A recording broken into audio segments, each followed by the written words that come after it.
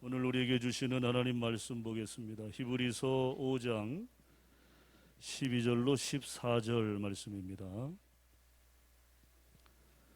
신약성경 357쪽 히브리서 5장 12절로 14절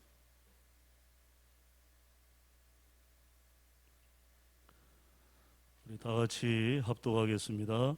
때가 오래되었으므로 너희가 마땅히 선생이 되었을 터인데 너희가 다시 하나님의 말씀의 초보에 대하여 누구에게서 가르침을 받아야 할 처지이니 단단한 음식은 못 먹고 젖이나 먹어야 할 자가 되었도다.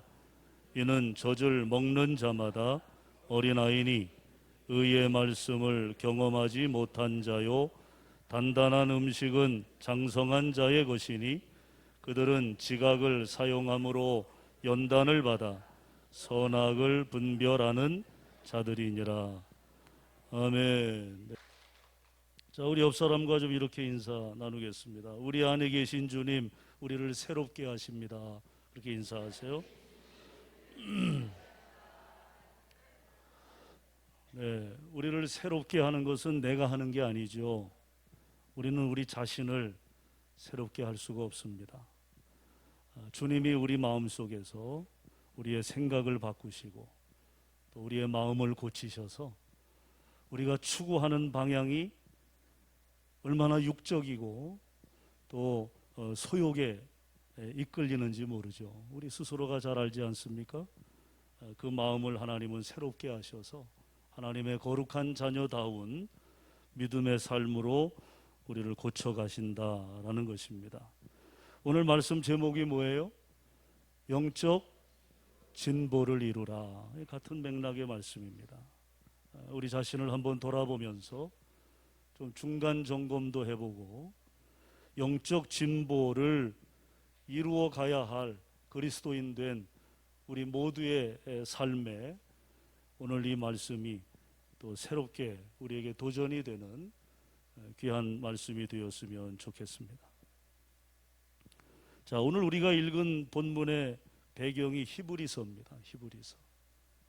이 히브리서는 사실 누가 누구를 위해 기록했는지 정확하게 그 정보를 알 수 없습니다. 하지만 예수님을 이 히브리서에서는 대제사장이라고 그렇게 표현했거든요.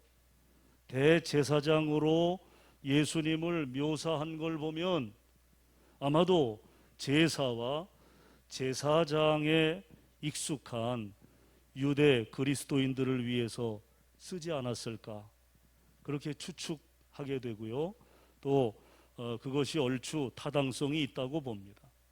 그러니까 유대 안에, 유대 사회 안에, 이스라엘 민족 안에 유대 그리스도인들을 위해 히브리서가 기록되었을 것이다. 자, 그런 관점을 가지고 그 내용을 들여다보면 저자의 가장 큰 관심사를 우리가 발견하게 되는데 그것은 핍박과 고난 가운데서 신앙생활을 하고 있는 유대 크리스찬들이 신앙을 버리지 않고 어렵다고 힘들다고 고통스럽다고 신앙을 버리는 것이 아니고 신앙이 굳건하여 견고하여 그 신앙이 성장하기를 바라는 그런 마음으로 이 히브리서를 기록했다는 거죠. 그래서 이 말씀 속에는 저자의 권고와 기도가 담겨져 있는 것을 보게 됩니다. 우리가 어려움 당한 사람들을 위하여 중보기도 할 때가 있잖아요. 우리가 환우들을 위해서 중보기도 하고 또 어떤 사건에 휘말려 어려움 당한 이들을 알고 있으면 그를 위해서 우리가 중보기도 하지 않습니까? 하나님 도와주세요. 하나님 그 어려움 가운데 좌절하거나 낙심하지 아니하고 저들이 믿음을 잘 지키고 믿음의 힘으로 승리하도록 할렐루야. 우리가 그렇게 기도하죠. 오늘 히브리서의 저자는 그런 마음을 가지고 히브리서를 기록했다는 것입니다. 저는 이 말씀을 묵상하면서요, 목회자의 심정이라는 측면에서의 동질감을 갖게 됩니다. 동질감을.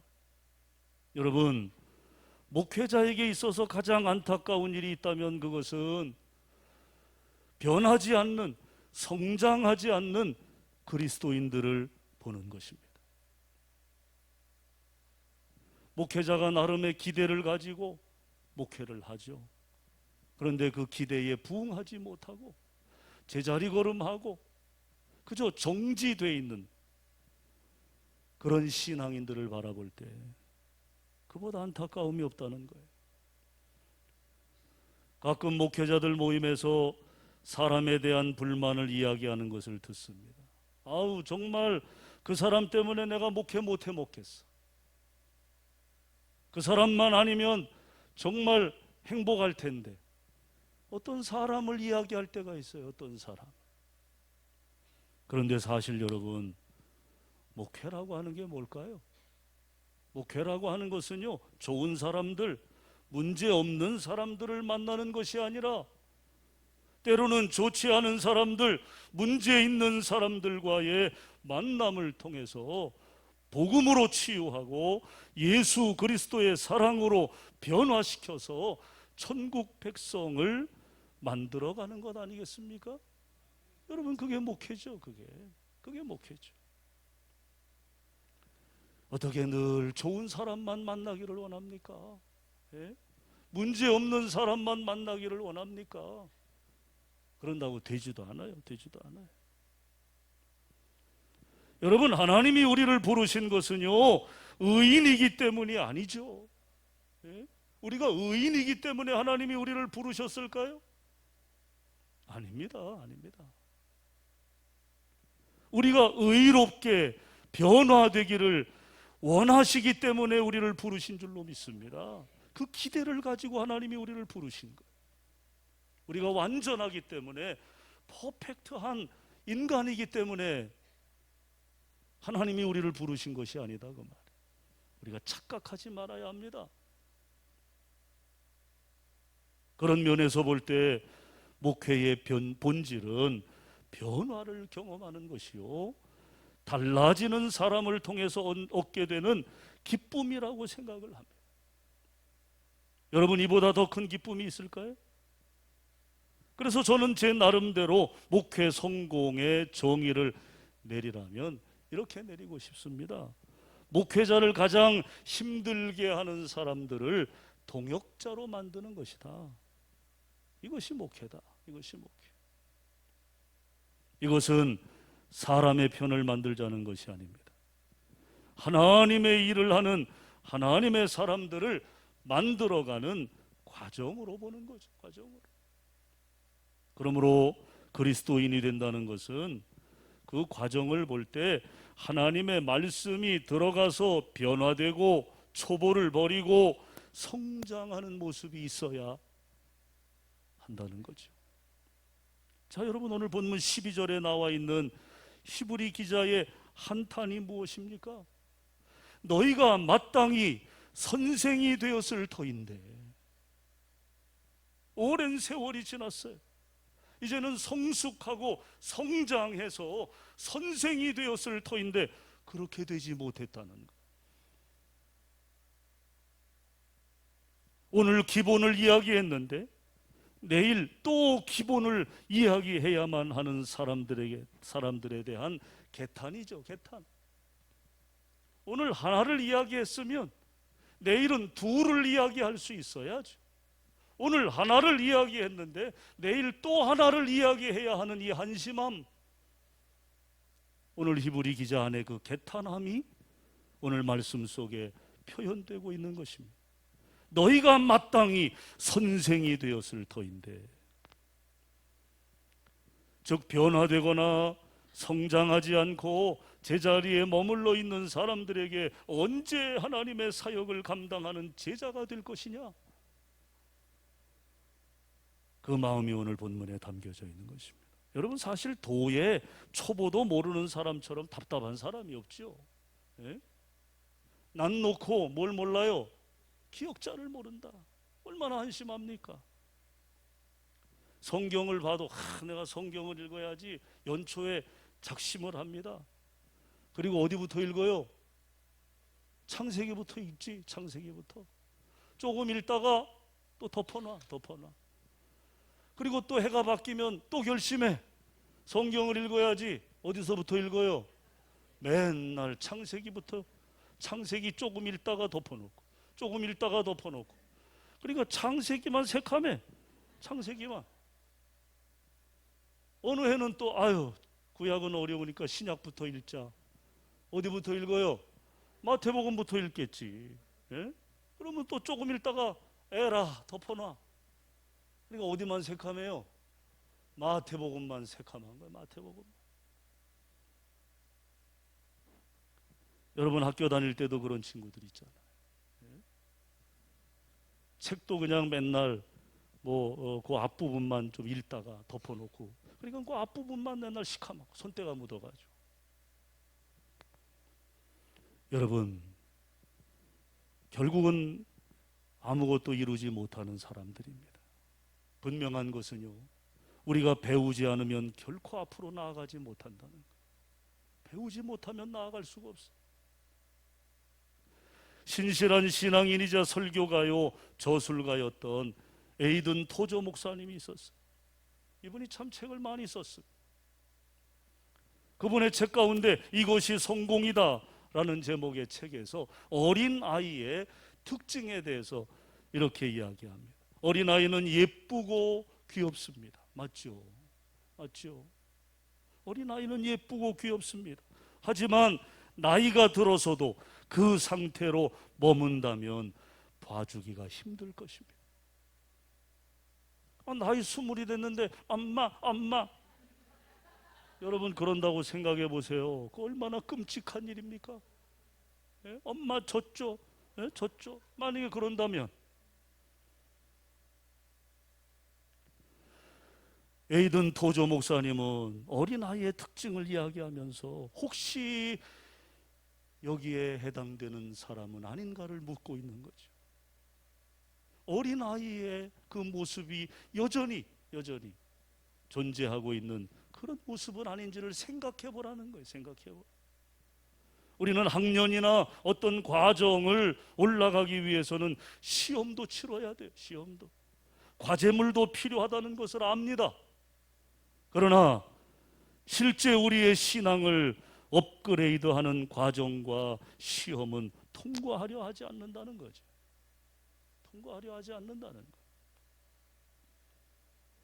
도저 목사님은 오늘날 교회가 예배의 영성을 가르칠 능력이 없기 때문에 오락을 가르친다, 그렇게 개탄했어요. 교회가 오락을 가르친다는 거예요. 오락을. 어떤 재미를 가리켜요. 여러분, 교회는요 재미를 가리키는 것이 아닙니다. 세상 문화를 나누는 곳이 아니다 이 말이에요. 교회가 여러분 쇼하는 곳입니까? 교회는 쇼하는 곳이 아니에요. 쇼 구경하고 싶으면 쇼하는 데를 가서 구경을 해야지. 교회는 예배의 영성을 가르치는 곳입니다. 우리가 어떻게 하나님을 만나고 우리가 어떻게 하나님의 자녀로 살아갈 것인가에 대한 영성을 가르치는 곳이. 그러므로 우리가 예배 가운데 임재하시는 성령님과의 교제와 기쁨을 느끼지 못한다면 아직 우리는 어린아이에 불과하다 이 말입니다. 이것이 토저 목사님의 지적입니다. 어린아이에 불과하다. 어린아이. 그런 의미에서 오늘 본문 13절에 젖을 먹는 자를 어린아이와 같다고 말하면서 이어지는 말씀 보면 의의 말씀을 경험하지 못했다. 의의 말씀을 경험하지 못했다. 여러분, 이 표현은 넓은 의미로 볼 때 옳고 그름을 분별하지 못한다는 겁니다. 의의 말씀을 경험하지 못했다. 이것은 옳고 그름을 분별하지 못한다는 거죠. 여러분, 아이들은요 옳고 그름을 잘 구분하지 못하잖아요.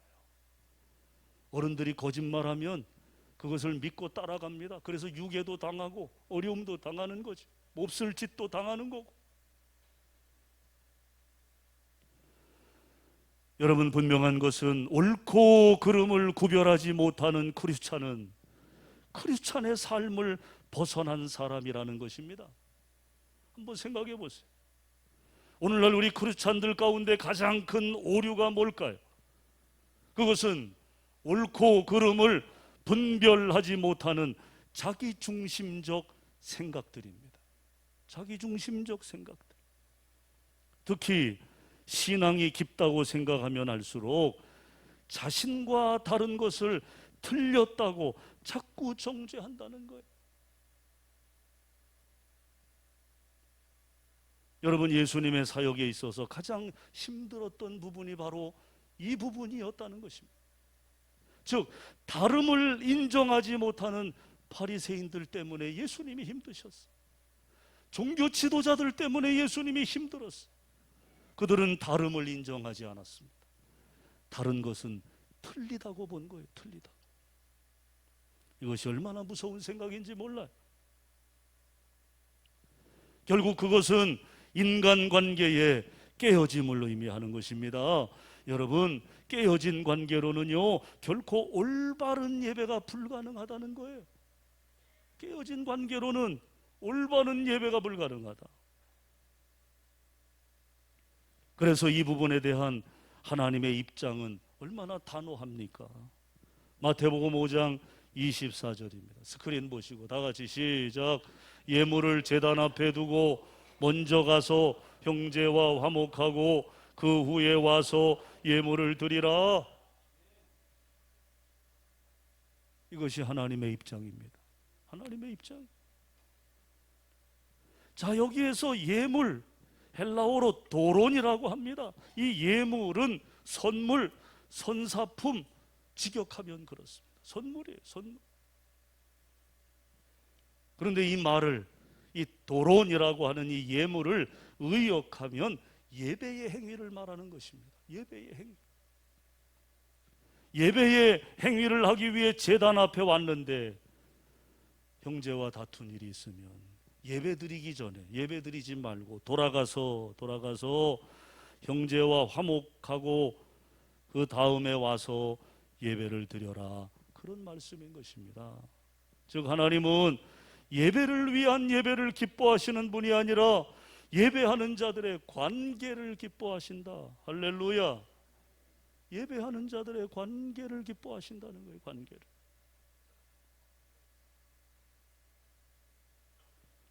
그러므로 예배는 반드시 관계의 회복을 의미하는 것입니다. 따라합시다. 예배는 관계의 회복이다. 믿으시면 아멘. 예배는 관계의 회복, 관계의 회복. 그렇습니다. 깨어진 관계가 회복될 때 성숙한 크리스천의 표가 나타나는 것입니다. 에베소서 2장 14절입니다. 우리 스크린 보시고 다 같이 시작.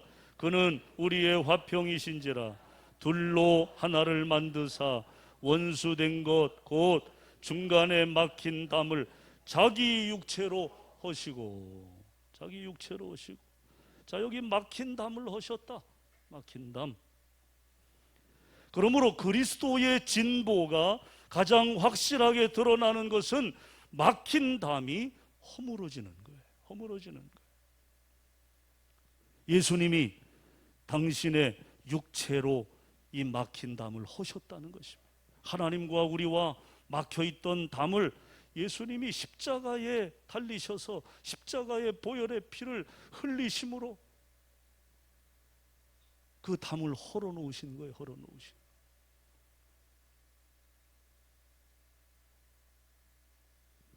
우리도 마찬가지로 우리도 그리스도인이면 우리의 삶에 막힌 담이 있어야 돼요? 없어야 돼요?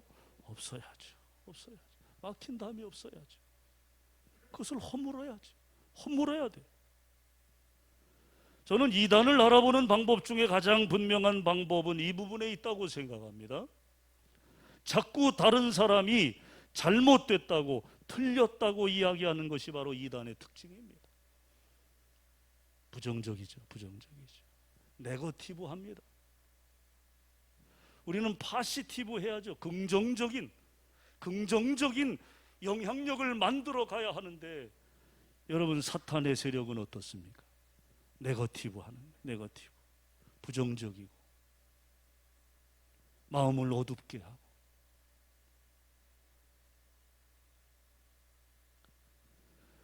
거룩한 옷을 입은 이리들의 모습입니다. 이리들의 모습이에요.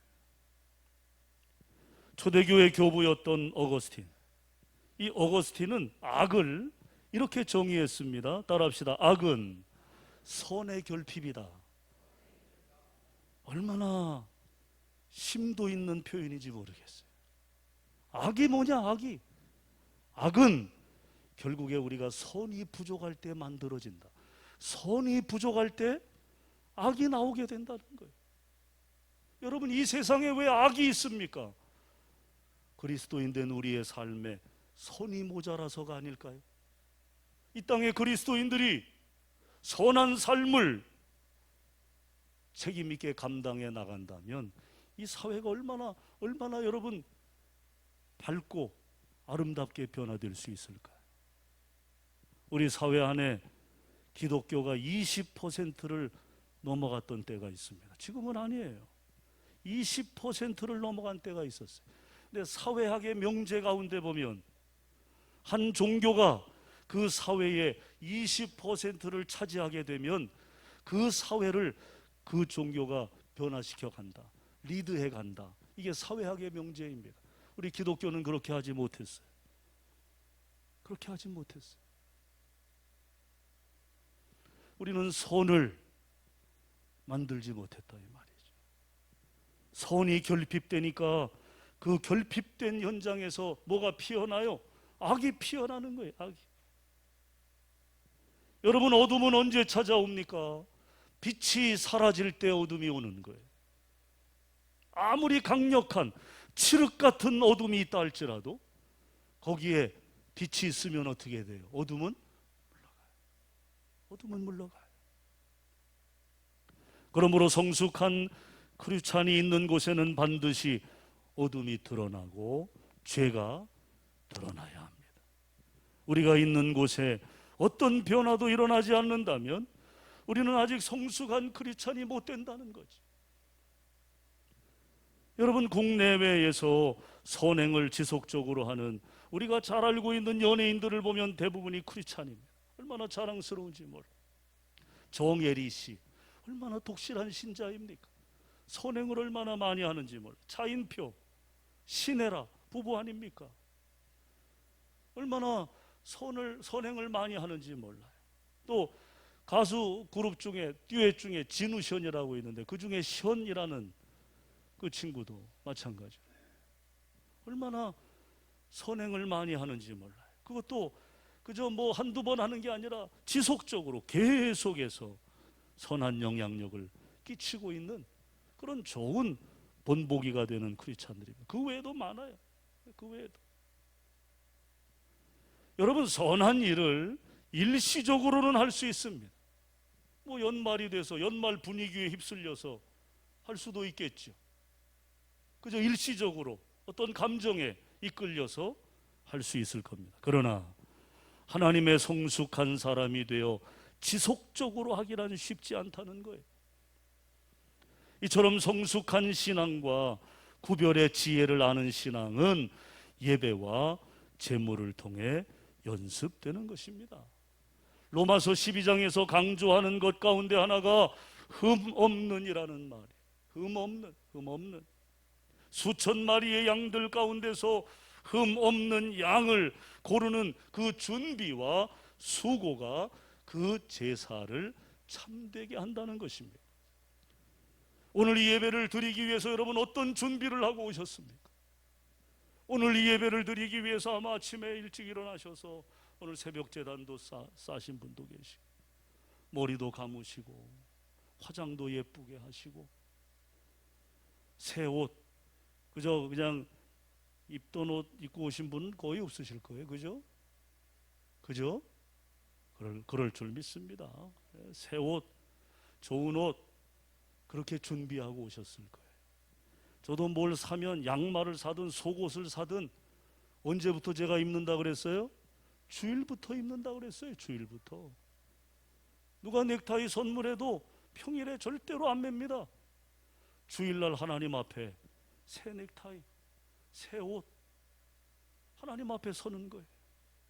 여러분, 그 준비, 그 수고, 그것이 우리가 드리는 이 예배를 참되게 하는 것입니다. 그런 마음으로 오는 거예요. 그런 마음으로. 수천 마리 양들 가운데 흠 없는 양을 고르는 그 준비와 수고, 거기에 여러분 예배의 성패가 있는 것입니다. 예배의 성패. 꼭 기억하시기를 바랍니다. 흠 없는 모든 것들이 예배를 예배되게 한다는 사실, 이것을 우리는 꼭 기억해야 합니다. 주일 예배에 한 번도 늦어본 적이 없는 교회학교 아이가 있었어요. 그러던 어느 주일 아이는 피치 못할 사정으로 집안에 이제 일이 있어가지고 그 일을 이제 부모님이 하라고 하니까 그거를 해놓고는 가야 되는데 예배 시간이 점점 다가오는 거예요. 한 번도 주일 예배에 늦은 적이 없는 아이인데, 그래서 이 아이가 초조한 마음에 손으로는 열심히 이제 하면서 계속 마음속으로 기도하는 거예요. 하나님, 제발 늦지 않게 해주세요. 늦지 않게 해주세요. 시간은 점점 흐르고 예배 시간이 다 되어가자 아이는 다급해지기 시작했고, 이제 일을 마치고 전력을 다해 교회를 향해 뛰기 시작했어요. 다행히 늦지 않게 성전 문 앞에 막 다다랐을 때 아이는 그만 돌뿌리에 걸려서 넘어진 거예요. 얼마나 무릎이 아프겠어요. 예? 성전 문 앞에서 넘어졌으니까. 아픈 다리를 어루만지면서 이 아이는 이렇게 기도했답니다. 주님, 빨리 도착하게 해주셔서 감사한데 그래도 밀지는 마세요. 얼마나 순수한 믿음입니까, 여러분? 예? 예배당 예배 시간에 늦지 않기 위해서 그 작은 마음 하나가 그 예배를 복되게 하는 것입니다. 여러분이 이처럼 예배를 소중히 여기고 또 예배의 성공자가 되어야 선악을 분별할 수 있습니다. 예배 시간을 통해 우리는 하나님의 관점으로 올라갈 수 있기 때문에 그렇습니다. 오늘 우리는 이곳에서 하나님의 관점으로 보게 되는 거죠. 하나님의 관점으로 우리의 삶이 올라가는 거예요. 선과 악에 대한 기준을 우리의 관점으로 보는 것은 결코 신앙이 아닙니다. 그러기에 하나님의 판단에 나의 판단을 맡기는 것이 중요하다는 거예요. 그렇습니다. 예배는 바로 우리에게 하나님의 눈으로 세상을 보도록 하는 열쇠를 제공합니다. 로마서 12장 1절, 우리 스크린 보시고 다 같이 시작.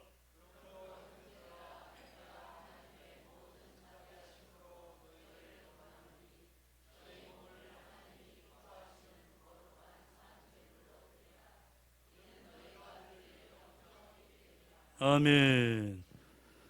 왜 여러분은 기도하면서 응답되지 않는다고 생각하십니까? 왜 여러분은 예배를 드리면서 변화가 일어나지 않는다고 생각하시나요? 언제까지 재미와 자신의 만족을 추구하는 어린아이의 단계에 머무르시겠습니까? 성숙한 신앙은 예배를 통해 하나님을 기뻐하는 것입니다. 예배를 통해 하나님을 기뻐하는 것입니다.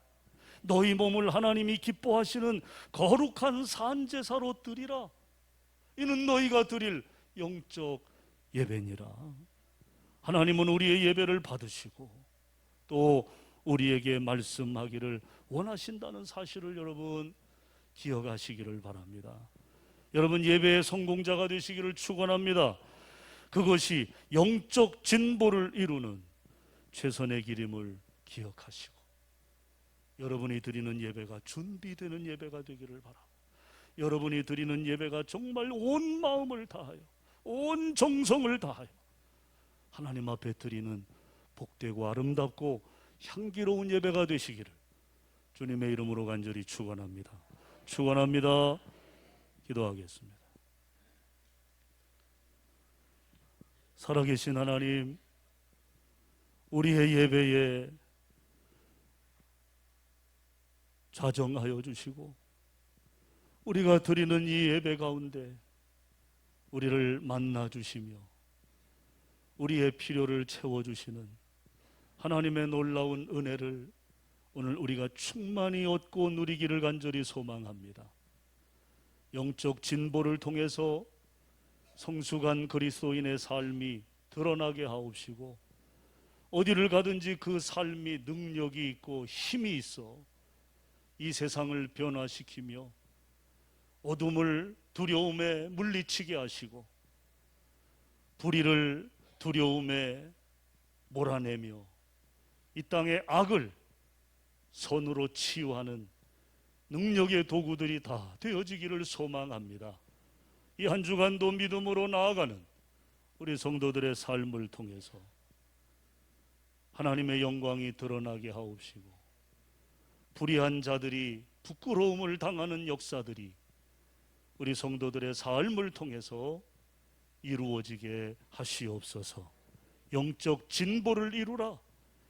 우리가 하나님의 은혜를 사모하고 우리에게 부여된 믿음의 삶을 통해서 성장하고 성숙함으로 믿음의 큰 자로서의 영향력을 만들어내는 우리 모두가 되게 하실 우리 주님 예수 그리스도의 이름으로 축복하며 기도하옵나이다. 아멘.